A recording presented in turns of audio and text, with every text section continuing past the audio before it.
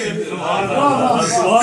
महबूब जरा आंखें तो बंद कर, अबू बकर तू आंखें तो खोल, अपनी आंखों के पुतलियां खोल, अपनी आंखों का कैमरा खोल के इसके अंदर मेरे महबूब की रुखे वद्दुहा को फिट कर लेना, आज फिट कर ले। और इससे आगे चलता हूं, और इससे आगे चलता हूं।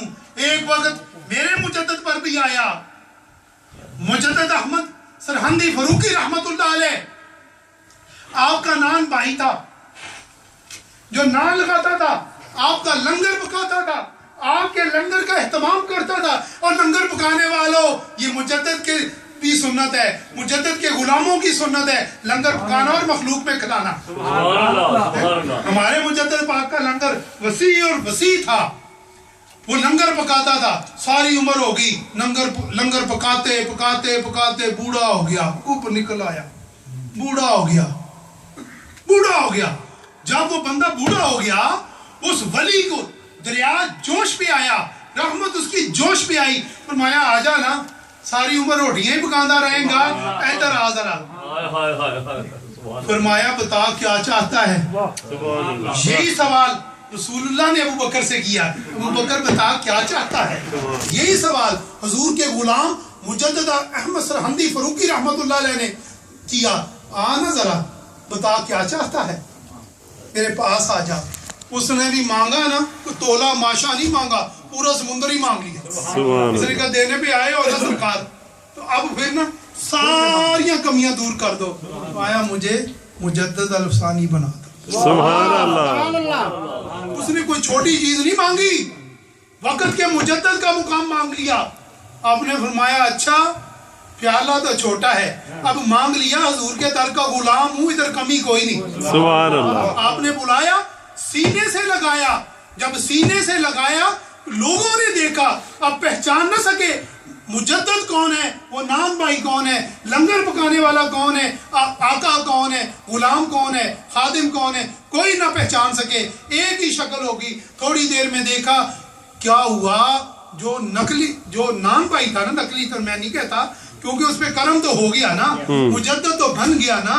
तो जब उसने देखा लोगों ने, थोड़ी देर में उनका विसाल हो गया, मुजद्दद पाक ठीक उसी तरह खड़े। अब सवालिया फिक्रा है, कितनी देर की मुलाकात रही, 1 सेकंड मिले, मुंतकिल हुआ, रूह परवाज हो गई। कितनी देर मुलाकात रही, 1 सेकंड। वाह अबू बकर तेरी शान पे, 1 मिनट नहीं, 2 मिनट नहीं, 1 दिन नहीं, 3 रातें, 3 दिन तुम रुखे मुस्तफा को अपनी अकेली आंखों से तकता रहा, दरमियान में कोई ना आया।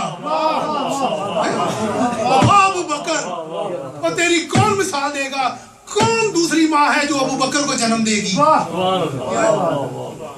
वो अबू बकर 1 दिन नहीं, 2 दिन नहीं, 2 रातें नहीं, 3 रातें, 3 दिन रुखे मुस्तफा को तकते रहे, तकते रहे।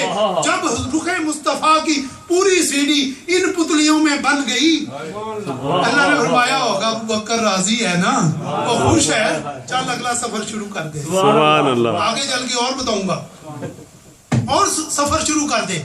जब मेरा ईमान कहता है अल्लाह ने हुजूर के चेहरे मुबारक की, हुजूर की ज़ाते अनवर की, हुजूर के जिस्म पाक की, हुजूर के वद्दुहा के चेहरे की, वल्लैल की जुल्फों की, आपके नर्म और नाजुक होंठों और तलवों की सारी मूवी बना के अबू बकर के चेहरे के ऊपर फिट कर।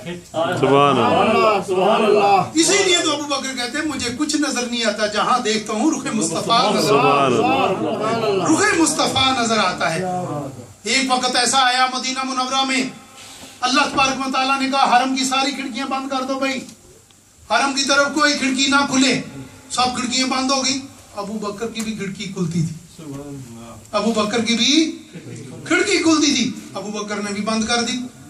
अब थोड़ी देर बाद खादमे रसूल जिब्रील अमीन हाजिर होते हैं, कहा या रसूल अल्लाह ये हुक्म पूरी उम्मत के लिए है सिवाय अबू बकर के। सुभान अल्लाह। अबू बकर को पैगाम पहुंचाए खिड़की खोल ले। सुभान अल्लाह।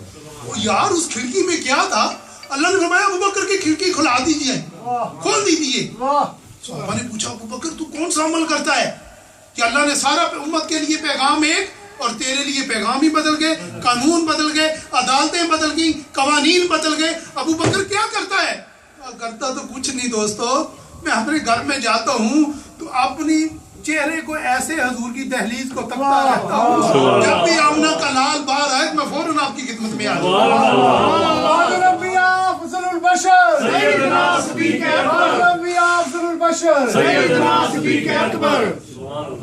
وہ سیدنا صدیق اکبر رضی اللہ تعالیٰ عنہ کی آنکھوں میں رب تعالیٰ نے اپنے محبوب کا رخ والضحا آپ کی آنکھوں کے اندر فٹ کر دیا. سبحان اللہ. اب یا اللہ فٹ تو ہو گیا تو امت کیسے مانے گی؟ یہ تو ابو بکر، میں کہتا ہوں یار مجھے رات کو خواب آئی تھی، میرے آقا کریم نے مجھ پہ کرم فرمایا، میں رخ والضحا کی زیارت ہوں. یا اللہ مانے گا کون؟ یا اللہ مانے گا کون؟ کہتے چپ کر، جو اس کا بندوبست کر رہا ہوں. آہستہ آہستہ یہ بولنے والوں کے منہ بند کروں گا. اللہ نے فرمایا ان کے منہ بند کروں گا. ابھی وقت آنا ہے. لوگوں مدینہ المنورہ کا سفر شروع ہو گیا. چلتے رہے چلتے پورے 9 دن لگے. کتنے دن لگے؟ 9 دن. آپ مدینہ منورہ میں پہنچے. مدینہ کے لوگ اپنی آنکھیں فرش راہ بچھا کے بیٹھے ہیں، دلوں کی سیج سجا کے بیٹھے ہیں. بچیاں کیا، مرد کیا، عورتیں کیا، طلع البدر علینا کے نغمے سجا کے بیٹھے ہیں. جب دیکھا میرے آقا تشریف لے آئے، آمنہ کے در یتیم تشریف لے آئے، امت کے غمخوار تشریف لے آئے، مدینہ کے والی تشریف لے آئے. جب تشریف لے آئے تو اب شخصیات ہیں 2. شخصیات ہیں 2. اب امت میں تفرقہ پڑ گیا. کیا ہو گیا؟ ایک کہتا ہے یہ محمد ہے، دوسرے کہتے ہیں یہ محمد ہے. سبحان اللہ. پہچاننا مشکل ہو گئی کیونکہ 3 دن کا عکس پڑ چکا تھا، 3 راتوں کا عکس پڑ چکا تھا. شکل بھی بدلی، صورت بھی بدلی، سیرت بھی بدلی، جسامت بھی بدلی. رب نے ہر شے بدل کے ابو بکر کی امت نے پہچاننے سے انکار کر دیا. محمد کون ہے؟ یہ ابو بکر کون ہے؟ سبحان اللہ. واہ واہ واہ واہ. اللہ نے پورا نظام ہی بدل دیا. اب بدل دیا. وہ بھی پروانہ رسول تھا، وہ غلام رسول تھا، وہ اس سے بڑھ کر بارگاہ مصطفیٰ کا ادب کسی نے نہ کیا جو ابو بکر نے کیا. جب ابو بکر کی آنکھوں نے دیکھا یہ تو معاملہ ہی الٹ ہو گیا، یہ تو میرے لیے بڑا مشکل وقت آ گیا. آپ نے فوراً اپنی دستار اتاری یا اپنا کپڑا اتارا، اٹھا کے نبی کریم صلی اللہ علیہ وسلم کے سر انور پہ کھڑا کے ساتھ چلنا شروع ہو گئے. جب چلنا شروع ہو گئے لوگوں نے پہچان لیا، لوگوں نے پہچان لیا آقا یہ ہے، یہ غلام ابو بکر ہے. پہلی دعا کی تصدیق امت نے بھی کر دی، صحابہ نے بھی کر دی. آقا یہ ہے، یہ تو غلام ہے، یہ غلام ہے. سیدنا صدیق اکبر رضی اللہ تعالیٰ عنہ کی 3 دعائیں اللہ تبارک و تعالیٰ نے اس دنیا میں قبول فرمائی. اور سیدنا صدیق اکبر رضی اللہ تعالیٰ عنہ کی ذات گرامی وہ ذات ہے جس کے امت کے اوپر اتنے احسانات ہیں، اتنے احسانات ہیں. اگر بدر کا معاملہ آیا، حضرت علی رضی اللہ تعالیٰ عنہ سے کسی آپ کے بیٹے حضرت محمد بن حنفیہ نے پوچھا، جو آپ کی دوسری ازواج میں سے ہیں، حضرت فاطمہ کی جسم پاک سے نہیں، حضرت علی کی دوسری شادی رضی اللہ تعالیٰ عنہ سے ہے.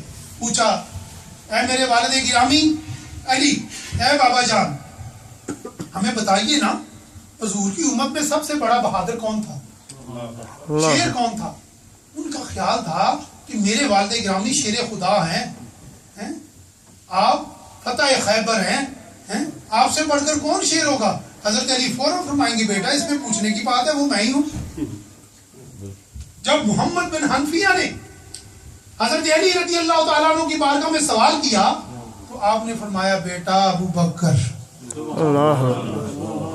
بڑے پریشان ہو گئے، بیٹا تھا نا، باپ کی تعریف سننا چاہتا تھا. یہ معاملہ الٹ ہو گیا. اور سنو ابو بکر سے محبت رکھنے والوں، حضرت علی کی غلامی کا دم بھرنے والوں، ہم ابو بکر کے بھی قائل، ابو بکر کی بھی قائل اور علی کی غلامی کے بھی قائل ہیں. تو بھی ہمارے علی امام منستو منم غلام علی، علی ہمارے امام ہیں، ہم سب ان کے غلام ہیں. جب محمد بن حنفیہ نے یہ لفظ سنے تو پھر دوبارہ سوال کیا، ابو پھر بابا جان پھر؟ تو آپ نے فرمایا علی. علی نے یہ فرمایا کہ ابو بکر. پھر علی بولے کہ ابو بکر، تیسری دفعہ جب آپ کے بیٹے نے سوال کیا تو آپ جلال میں آ کے فرمانے لگے بیٹا سنو، ایک دفعہ کہہ چکا ہوں، دوسری دفعہ کہہ چکا ہوں، تیسری دفعہ کہتا ہوں ابو بکر سے بہادر حضور کی امت میں کوئی نہیں. اور آپ نے مثال کیا دی جب بدر کا معاملہ تھا، جب بدر کا معاملہ تھا، بدر میں نبی علیہ السلام نے سب صحابہ کی فردن ان کی ڈیوٹیاں لگا دی. اب معاملہ آ گیا خیمہ رسول اللہ کی حفاظت کا. ہم سب موجود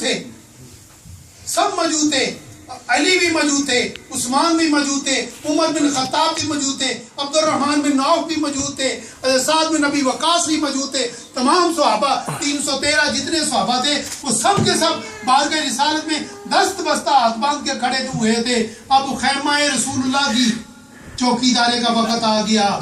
ابھی اعلان ہوا تھا لوگوں رسول اللہ کے خیمے کی حفاظت کون کرے گا؟ تو ایک بوڑھا شخص اپنی تلوار لہراتے ہوئے سامنے آیا، لوگوں یہ میں کروں گا. وہ ابو بکر تشریف لائے.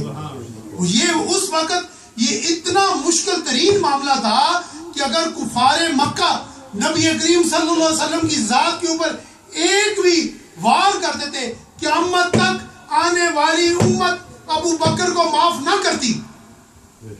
اگر یا تو اس قابل نہیں ہے، تیرے بازو میں اتنی جان نہیں تھی تو تو نے کیوں آگے کودا؟ ابو بکر کودے، اور ابو بکر صدیق رضی اللہ تعالیٰ عنہ کی جسم اطہر پر کتنے تیر لگے وہ اللہ جانتا ہے یا اللہ کا رسول. آپ نے اتنی وفاداری کے ساتھ رسول اللہ صلی اللہ علیہ وسلم کی بدر میں حفاظت کی. حضرت علی فرماتے ہیں امت میں سب سے زیادہ بہادر کون ہے؟ سیدنا صدیق اکبر رضی اللہ تعالیٰ عنہ. اس سے پہلے میں موسیٰ علیہ السلام کا واقعہ ہے کہ آپ کی امت کا ایک صحابی تھا، آپ پر ایمان لایا ہوا تھا، مگر اس نے اپنا ایمان مخفی رکھا ہوا تھا، ظاہر نہیں کرتا تھا. قرآن نے کہا سورہ فرعون قرآن میں آیا. میں حافظ نہیں ہوں اس لیے میں حافظ نہیں ہوں، میں حکیم ہوں، اس کے جتنے مرضی پوچھیں.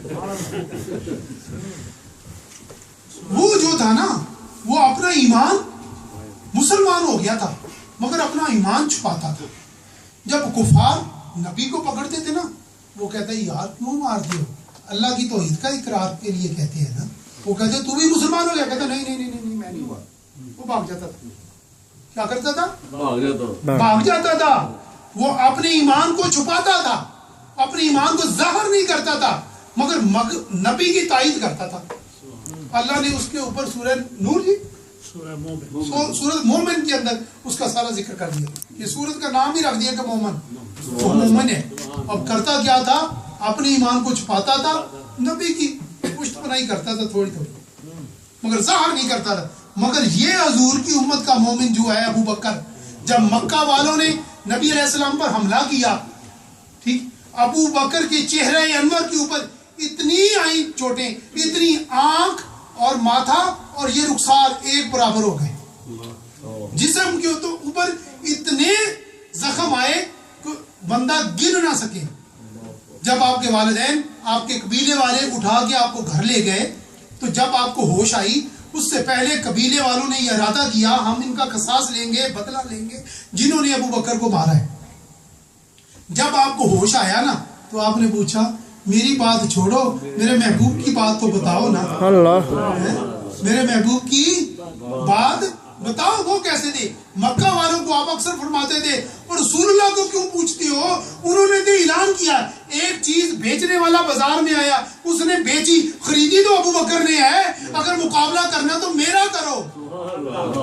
اپنے ایمان کو ظاہر فرماتے تھے، کفار کے سامنے اپنے ایمان کو ظاہر کرتے تھے، کہتے ایمان تو میں لے کے آیا ہوں، انہوں نے اعلان کیا ہے، انہوں نے ایک چیز کی تصدیق کی ہے، میں نے اس کو مانا ہے، انہوں نے دعوت دی، میں نے اقرار کر لیا، اب مجرم تو میں ہوں نا، میرے ساتھ مقابلہ کرو. وہ ابو بکر کی ذات ہے.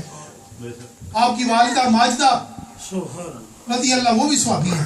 اتنی شان کسی آدم سے لے کر رسول اللہ صلی اللہ علیہ وسلم سے پہلے جتنے نبی آئے کسی بندے کو یہ شرف حاصل ہی ہوا جس کی 4 پشتیں صحابی ہوں. سبحان اللہ سبحان اللہ. میرے آقا ابو بکر وہ ہیں خود صحابی، باپ صحابی، ماں صحابی، بیٹے صحابی، پوتے صحابی، دوترے صحابی، سبحان اللہ داماد بھی صحابی. سبحان اللہ.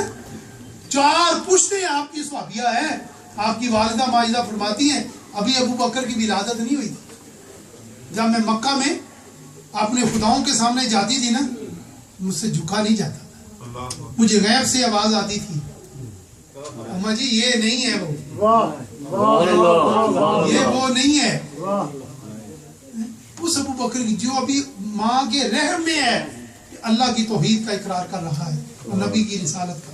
اور رسول اللہ صلی اللہ علیہ وسلم نے فرمایا ابو بکر کی وہ ذات ہے جس نے مجھ پر ایمان لانے سے مجھ سے کوئی دلیل بھی نہیں مانگی. سبحان اللہ. بغیر دلیل کے مسلمان ہو گئے.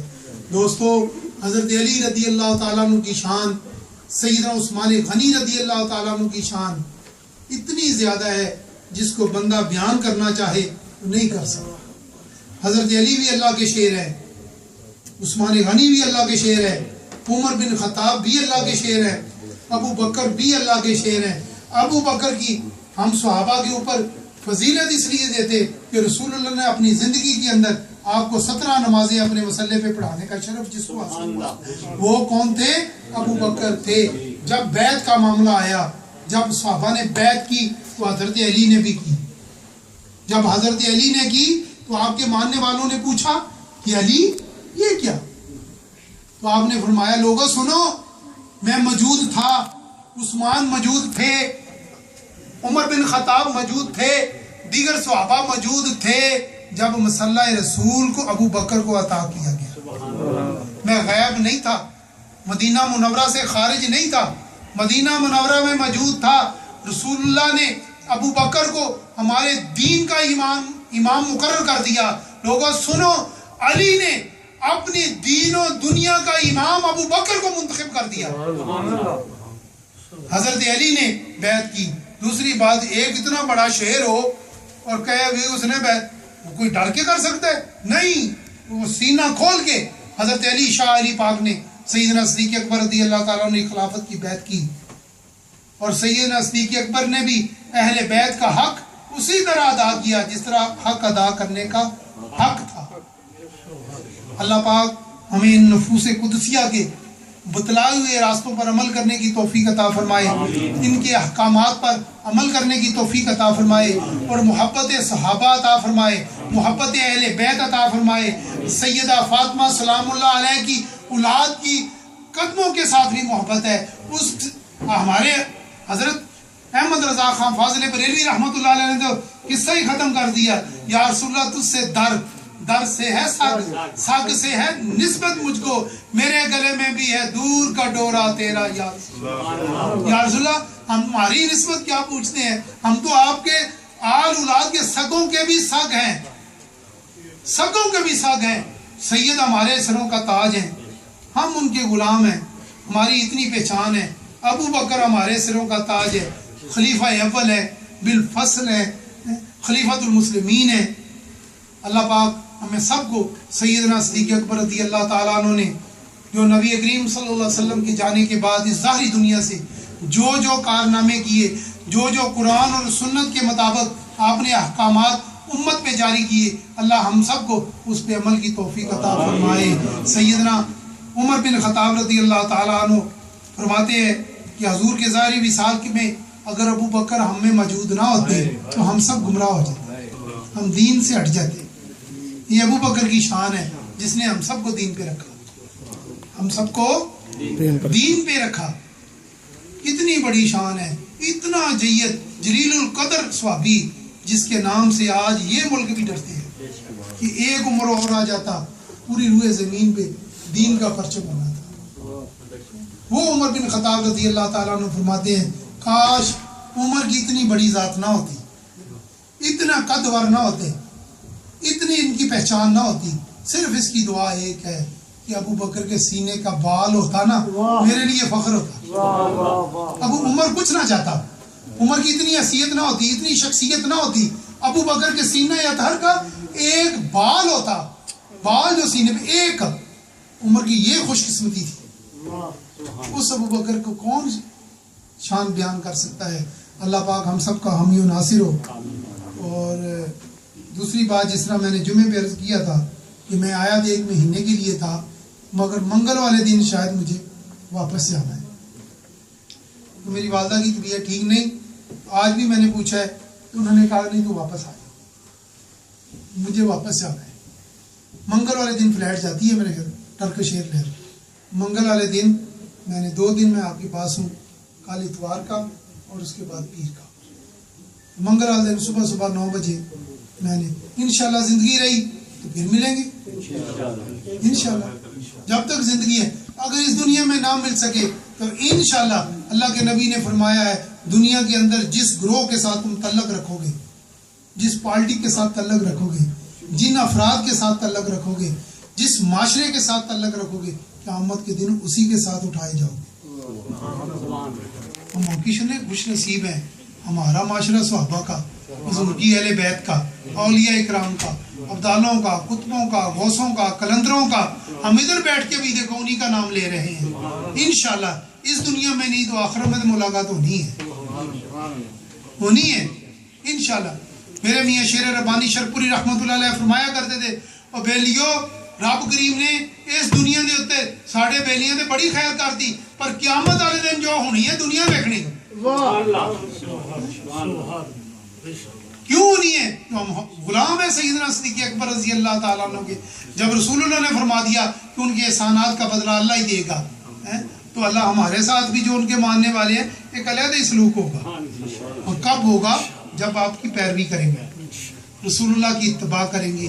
یہ جتنے ینگ دوست مجھے نظر آ رہے ہیں ان سب سے میری ریکویسٹ ہے, یار یہ بابیوں نے مسجد آباد نہیں کرنی, یہ تو بس ہے اپنی زندگی میں آ رہے ہیں جا رہے ہیں, ان کا کام ٹھیک ہے جتنا انہوں نے کیا, مگر آپ کی گردن کے اوپر یہ وزن ہے کہ اس مسجد کو آباد کریں, اس مسجد میں پنجگانہ نماز ادا کریں, اس مسجد کے معاملات میں آپ شامل ہو, اس کی تعمیر و تعمیر میں ترقی میں آپ اس کے ساتھ شامل ہوں, ان بزرگوں کا سہارا بنیں, ان سے اپنا فیض لے لیں. کل ایک دن آنے والا ہے, انہوں نے ہمارے درمیان میں نہیں ہونا, پھر ہم نے ترسنا ہے یار فلاں حاجی صاحب بڑے چنگے سی ہوندے سی تے انج کہندے سی. اس دن پھر ہم نے اس وقت کو ڈھونڈنا ہے کہ وہ کاش وہ وقت ہمیں مل جاتا.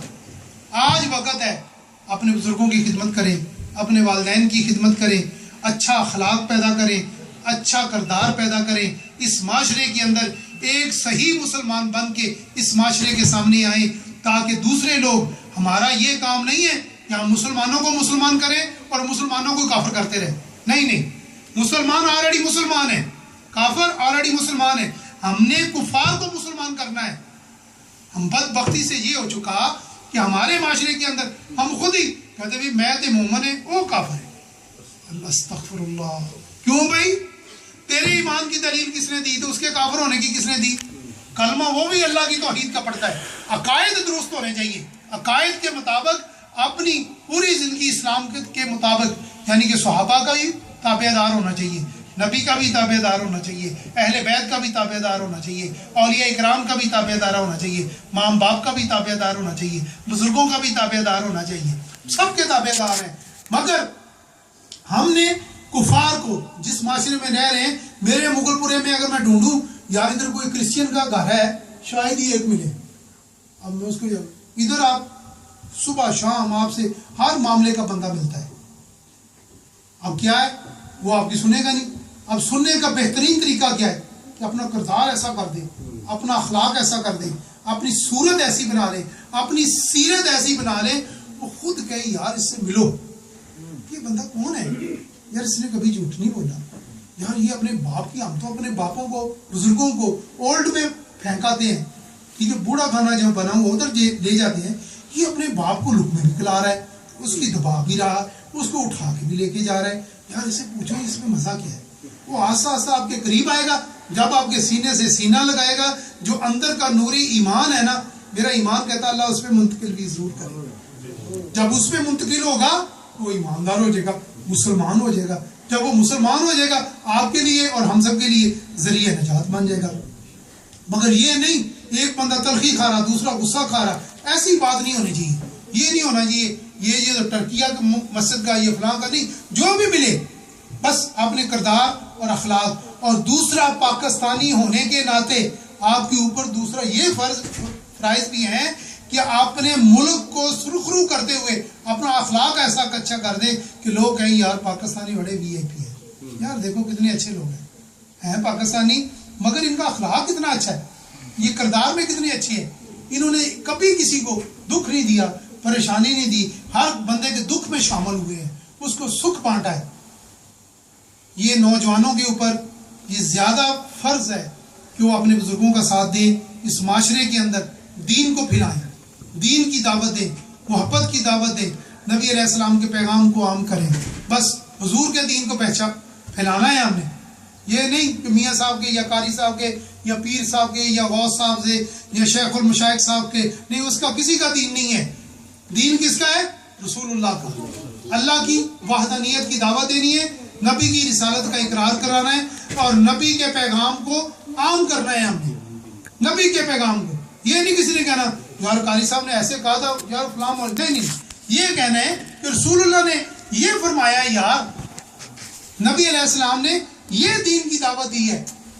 دین جہاد یہ نہیں کہ بم دھماکہ کرو مر جاؤ، نہیں، دین کہتا ہے، سنو، دین کہتا ہے، کیا کہتا ہے، جب کسی پہ حملہ کرو نا، اگر بوڑھا ہو تو اس کو کچھ نہ کہو، بوڑھا بندہ نا اس کو یار یہ تو بوڑھا ہے، ٹھیک ہے، اگر بچہ ہے تو اس کو کچھ نہ کہو، اگر عورت ہے تو اس کو کچھ نہ کہو، اگر بیٹی ہے تو اس کو کچھ نہ کہو، اور جو اپنے ہتھیار پھینک دے، بندوق ہے نا پھینک دی، اس کو کچھ نہ کہو. باقی بچے گا کون ایمان سے بتاؤ؟ اور سب کو تو معافی دے دی اسلام نے. یہ اسلام ہے، یہ اسلام ہے. نبی کریم صلی اللہ علیہ وسلم نے ایسا کر دکھایا. جب فتح مکہ ہوا تو آپ نے جو خطبہ دیا اپنے صحابہ سے، آپ نے فرمایا لوگوں سنو، جو مکے کا سردار، اسلام کا سب سے بڑا دشمن ابو سفیان ہے، جو بعد میں مسلمان ہو گئے، صحابی رسول بن گئے رضی اللہ تعالیٰ عنہ. ایک بات اور یاد رکھیں، ایک بندہ مثلا میں ہوں، میں کہتا ہوں یار میں نے 40 سال تو نماز نہیں پڑھی، روزے نہیں رکھے، اللہ کی نافرمانی کرتا رہا، اب مسجد میں جاؤں گا تو وہ کیا کہیں گے، قاری صاحب وہ تو آ گیا، ایسے نہیں کہنا. اس کی پچھلی گزری ہوئی زندگی کا تذکرہ کرنا گناہ ہے. وہ معافی مانگ کے آیا ہے اللہ کی بارگاہ میں، ممکن ہے اللہ اس کو معاف کر دے، تجھے تیری پکڑ ہو جائے کہ تو نے میرے بندے کو ایسے کہا تھا، تجھے معافی مانگنے کا موقع ہی نہ دے، بغیر معافی اس دنیا سے چلا جائے. نہیں، ایسے نہیں کہنا. ٹھیک، جب اس بندے کو آ گیا ہے الحمدللہ. مکے میں جب رسول اللہ صلی اللہ علیہ وسلم داخل ہوئے تو آپ نے اپنے صحابہ سے فرمایا لوگوں سنو، جو ابو سفیان کے گھر میں داخل ہو جائے اس کو کچھ نہیں کہنا. رسول اللہ وہ تو اسلام کا بہت بڑا دشمن ہے، اس نے تو بڑی اسلام کو اذیتیں پہنچائی ہیں.